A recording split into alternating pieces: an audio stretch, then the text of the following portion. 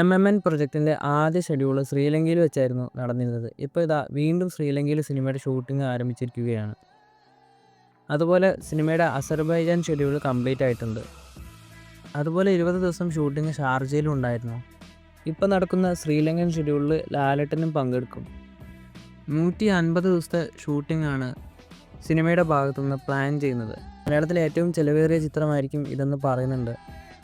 അതുപോലെ സിനിമയിൽ മമ്മൂക്കയ്ക്കും ലാലേട്ടനും ഈക്വൽ റോളാണെന്ന് സിനിമയുടെ ഡയറക്ടർ തന്നെ കൺഫേം ചെയ്തതാണ്. നയൻതാരയാണ് സിനിമയിലെ നായികയാവുന്നത്.